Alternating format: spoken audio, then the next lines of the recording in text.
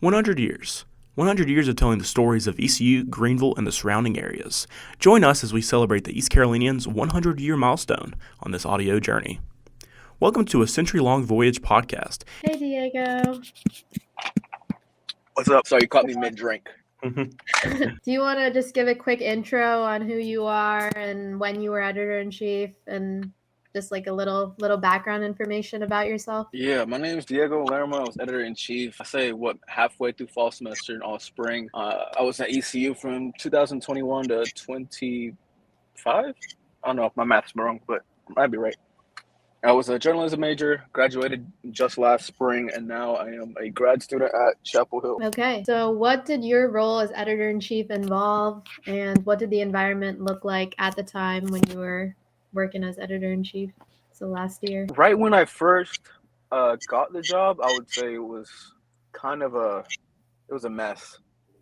A lot of our stories weren't, I guess, up to the standards they should have been, in the sense that we were just taking them from Tribune or from other sources, and our staff wasn't that big. So that was my main goal for the fall semester, was getting those articles written, reporters with assigned assignments, photographers shooting. You had me to carry you through. Wait, what happened? Luckily, you had me to carry you through. I'm not gonna lie, Trisha, I barely knew you were part of the staff until halfway through the fall. I remember you texted me asking me for an opinion if I had an opinion story for you. I was like, yeah, let me get back to you. And I just never got back to you. And you didn't. And I brought it up during on Tuesday during production night. And you're like, yeah, she's part of the staff. I was like, since when? Bruh. And I just remember Jamie looking at me like, there's no way you didn't. And I'm like, look, I'm new to the job. Don't blame.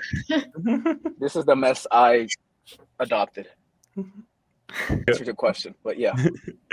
Diego, what did you learn about yourself during your time as editor-in-chief? I learned how to pretty much, I guess, lead a team. It's been a while since I had any experience in that, but in the fall and the spring, I somehow helped put together that the magazine, which was the most insane thing I had to do during my last semester at ECU. Which magazine? Somehow, The Hook. The Hook, okay. Yeah.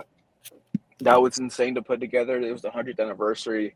I had one of the bigger pieces, so that took a long time to make.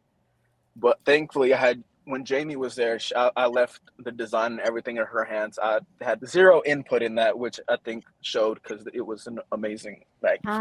What changes did you initiate when you became editor, if any? Any changes? I guess I expected more from everybody. Because as soon as I took the job, I was on top of everybody, at least all the reporters, making sure assignments got done. I was on top of the photographers, making sure they actually shot their photos and got them in on time. That's an issue too this day. Like, I have a meeting with the photographers tomorrow. Yeah, you just gotta write them up. Honestly, that's the point where I got to. But I brought it up to them like, look, if y'all guys don't shoot, I'm gonna have to write it up, and they locked in that. But yeah, it's all about how you. Diego, it's still, I guess, pretty fresh in your mind. Looking back, is there anything you would have done differently? Probably done more video work, because that's what I'm doing now. And I see that Trisha is doing more of that now, but it's a good thing to see. What you would have done differently would just be copying me? No, I'm 100 times more creative and better. I'm joking.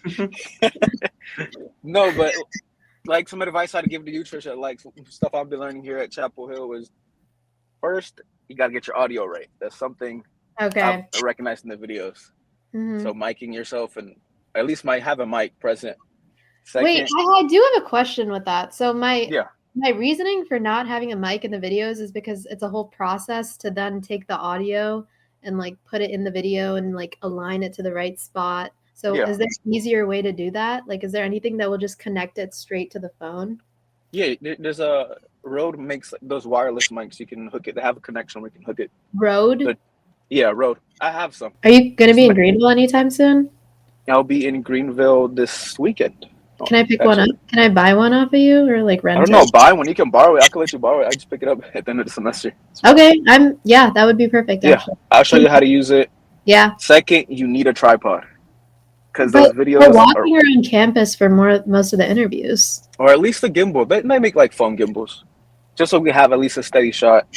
And make it just look nicer. That's pretty much all I got. Your questions are good. Your editing, sometimes the music a little too loud, but but also the jump cuts, it makes sense for, I guess, social media. Short form content. Yeah. Okay, I will do that. And I'll pick up the mic from you. Because, you're right about the audio. It sounds terrible. I was looking back on it, and I was like, this is horrible. Like, this is why it's not doing well. Yeah, I can show you. Don't worry. That'd be great. Thank you.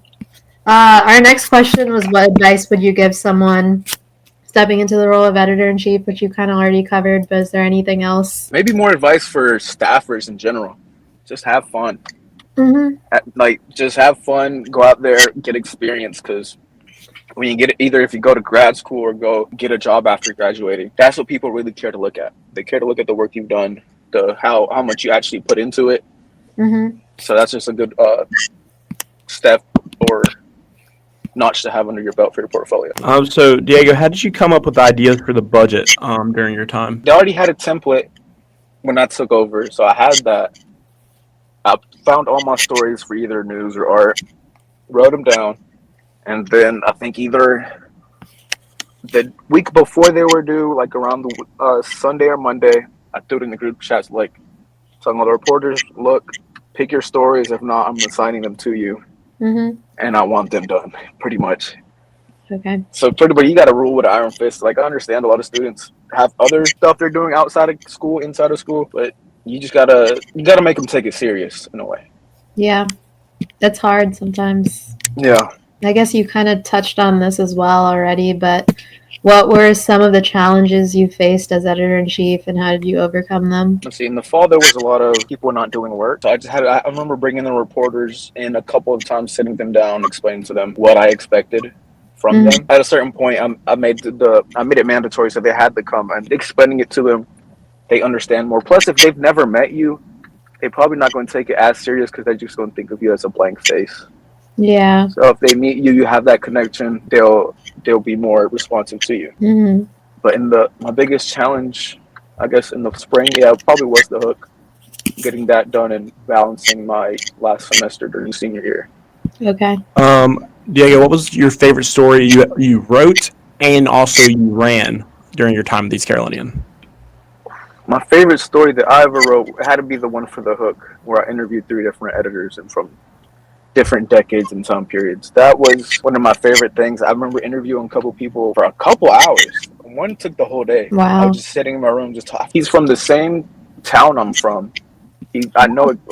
He's like maybe 10, 20 minutes from where I live. We knew a lot of the same things. He had similar story in the sense that we from the same town, went to ECU.